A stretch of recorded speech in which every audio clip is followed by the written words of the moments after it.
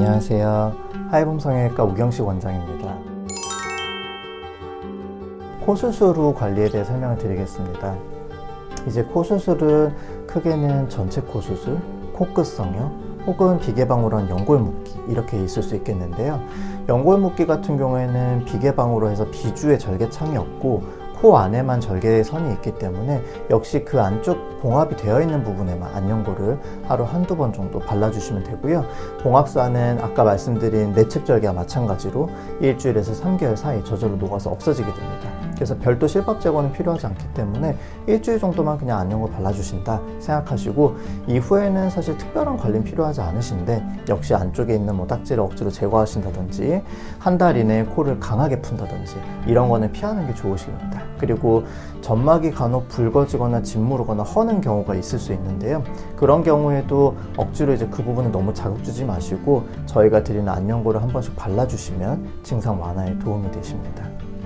비개방 연골 묶기 같은 경우 보통 코를 막는 건 하루 정도 막게 되고요. 위쪽에 테이핑을 일주일 정도 유지로 권장을 드리는데, 만약에 이제 다시 내원이 어려우시다고 하면 이제 패킹 같은 코를 막은 거는 다음날 아침에 본인이 손으로 빼시면 되고요. 코 위에 붙여드린 테이핑은 일주일 정도 있다가 조심히 떼시면 되는데, 그 전에 만약에 내가 제거를 해야 된다 하시면 조심히 제거하시되, 아무래도 초반에 일찍 제거할수록 붓기가 좀 더 생길 수 있다는 부분을 좀 감안하시는 게 좋을 것 같습니다. 그래서 권장은 코는 하루 막고 테이핑은 일주일이 되고요. 코는 보통 다음날 자가 셀프로 빼시게 된다고 보시면 됩니다. 패킹을 뺄 때는 입을 벌린 상태에서 손으로 쏙 빼시면 압력이 덜 느껴지고 좀 편하게 빼실 수 있습니다. 코끝 성형과 코 수술 같은 경우는 사실 관리가 좀 비슷한데요. 이제 이 경우는 자가로 이제 이 부목을 제거하는 건 절대 권하지 않고요. 일주일째 오셔서 비주 실밥을 제거할 때 부목 제거를 같이 하시면 됩니다. 코를 막는 거는 이제 안쪽의 비중격이나 수술 상태에 따라 다른데, 짧으면 하루 이틀에서 5일 이상까지도 막을 수 있습니다.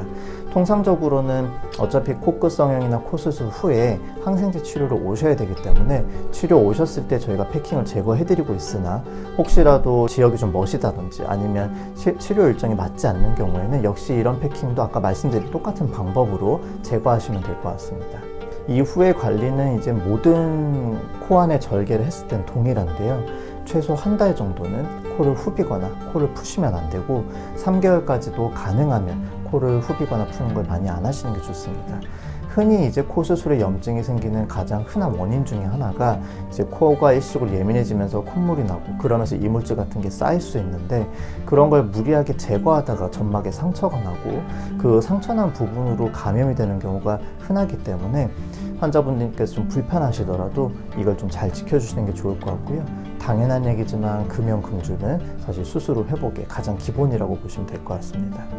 그리고 이제 코 수술에 이제 방향이나 비순각 교정의 정도, 코끝의 높이 이런 거에 따라 좀 다를 수 있지만, 어쨌든 코 수술 후에 입을 아주 크게 벌린다든지 아주 크게 웃는 표정을 지으면 코끝이 계속 당겨질 수 있는데, 초반에 이제 모양이 좀 잡혀가는 과정 속에서 계속 코끝이 당겨지는 것은 좀 피하는 게 좋기 때문에 과도하게 당기는 표정을 하시는 건 좀 자제하도록 권장드리고 있습니다.